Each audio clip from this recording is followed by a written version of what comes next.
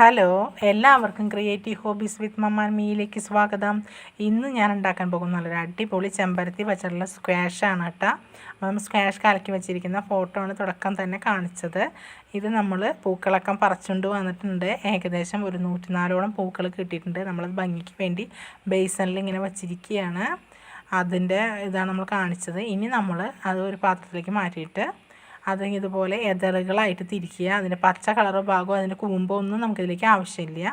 ഇതുപോലെ എതളുകളായിട്ട് തിരിച്ചതിന് ശേഷം നല്ലപോലെ 2 പ്രാവശ്യം മറ്റേ പൈപ്പിലെ വെള്ളത്തിൽ നല്ലപോലെ വാഷ് ചെയ്തെടുക്കുക.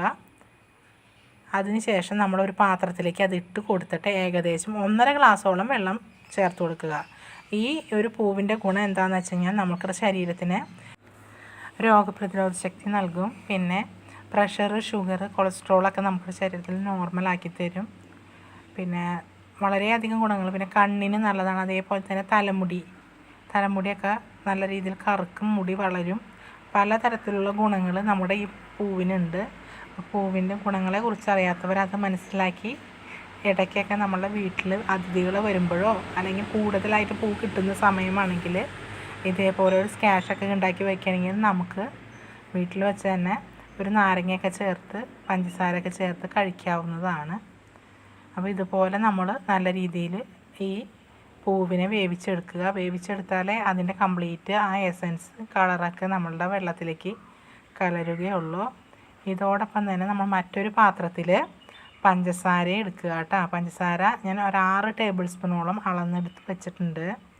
അത് നമ്മൾ ഒരു 3/4 ഗ്ലാസോളം വെള്ളം ചേർത്തിട്ട് നല്ല പോലെ തിളപ്പിച്ചെടുക്കണം.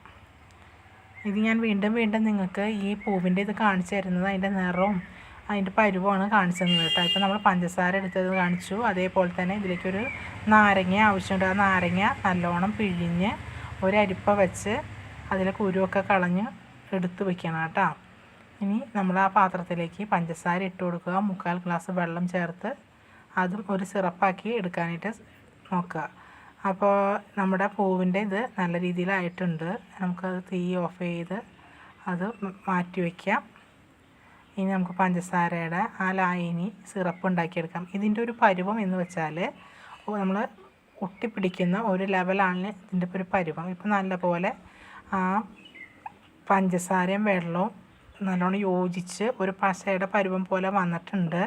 ഞാനിതിൽ കാണിച്ച് തരുന്നുണ്ട് നിങ്ങൾക്ക് അതിൻ്റെ ഒരു എന്താ പറയുക, അതിൻ്റെ ഒരു പരുവം ഇതേപോലെ കേട്ടോ. ഇങ്ങനെ ഒട്ടി വരുന്ന കണ്ട നൂൽ ഇതായിട്ട് വരുന്നൊരു പരുവം, അതാണ് അതിൻ്റെ ഒരു പരുവം. അപ്പോൾ നമുക്കത് തീ ഓഫ് ചെയ്തതിന് ശേഷം അത് മാറ്റി വയ്ക്കാം. ഇത് ഞാൻ നാരങ്ങ പിഴിഞ്ഞതും കാണിച്ചു. അതേപോലെ നമ്മളുടെ സിറപ്പ്, അതായത് ചെമ്പരത്തിയുടെ സ്ക്വാഷ് നമ്മൾ തിളപ്പിച്ച് വെച്ചില്ലേ, ചെമ്പരത്തി പൂവ്, അതാണ് ഇപ്പോൾ കാണിക്കണത്. ഇത് നല്ല പോലെ ചൂടാറണം.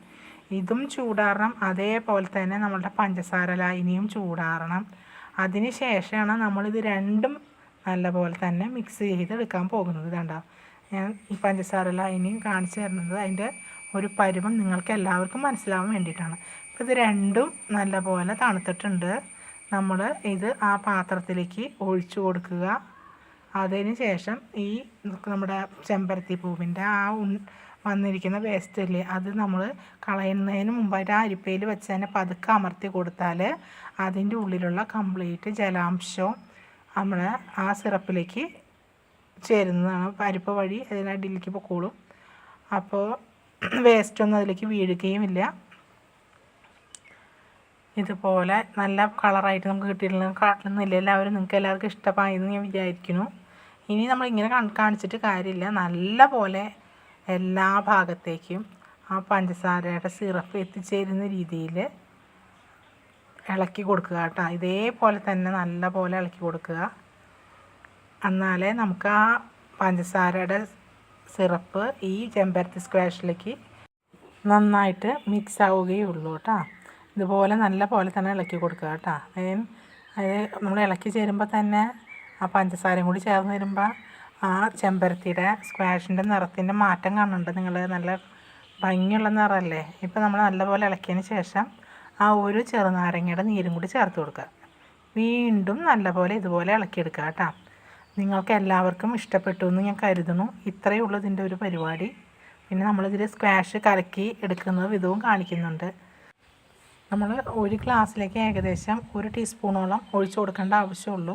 പക്ഷേ നമ്മൾ ഇതിലേക്ക് പഞ്ചസാരയും ഇപ്പം നമ്മൾ പുറമേ നിന്ന് ഒരു സ്ക്വാഷിൻ്റെ ഇത് വാങ്ങിക്കുകയാണെങ്കിൽ പഞ്ചസാരയും അതേപോലെ തന്നെ നാരങ്ങ നീരൊക്കെ ചേർക്കുന്നത് പോലെ ഇതിലും നമ്മൾ ഇത് രണ്ടും ചേർത്ത് കൊടുക്കണം, എന്നാലേ ടേസ്റ്റ് ഉണ്ടാവുള്ളൂ.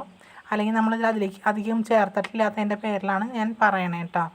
അപ്പം നല്ല ടേസ്റ്റ് ആയിരിക്കും. പിന്നെ കസ്കസ് അത് നമുക്ക് ഇഷ്ടമുണ്ടെങ്കിൽ മാത്രം ചേർത്ത് കൊടുക്കുക. ഇവിടെ ഞാനിപ്പം 1 ടീസ്പൂണോളം നമ്മൾ സ്ക്വാഷ് ചേർത്ത് കൊടുത്തു, ആവശ്യത്തിന് വെള്ളം ചേർത്ത് കൊടുത്തു. പഞ്ചസാര ഞങ്ങൾക്ക് പാകമാണ്, നമുക്ക് അത്രയും നമ്മൾ സിറപ്പ് ഉണ്ടാക്കിയിട്ടുള്ളൂ.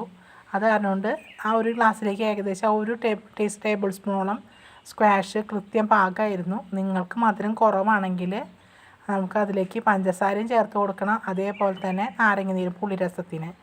ഇപ്പോൾ ഞങ്ങൾ ചെയ്ത സ്ക്വാഷ് അത് കുപ്പിയിലേക്ക് പകർത്തി വെക്കുകയാണ്. ഇങ്ങനെ നമ്മൾ ഉണ്ടാക്കി വെച്ച് കഴിഞ്ഞാൽ നമുക്ക് വിരുന്നുകാർ വരുമ്പോൾ എളുപ്പത്തിൽ വെറൈറ്റി രീതിയിൽ ഉണ്ടാക്കി കൊടുക്കാനായിട്ട് നമുക്ക് കഴിയും കേട്ടോ. പിന്നെ നിങ്ങൾക്ക് ഇതൊക്കെ എല്ലാവർക്കും ഇഷ്ടപ്പെട്ടു എന്ന് കരുതുന്നു. ഇഷ്ടപ്പെട്ടാൽ ലൈക്ക്, കമൻറ്റ്, ഷെയർ, സബ്സ്ക്രൈബ് ചെയ്യുക. എങ്ങനെയുണ്ട് എൻ്റെ ചെമ്പരത്തി സ്ക്വാഷ്? അടിപൊളിയല്ലേ? Thank you for watching.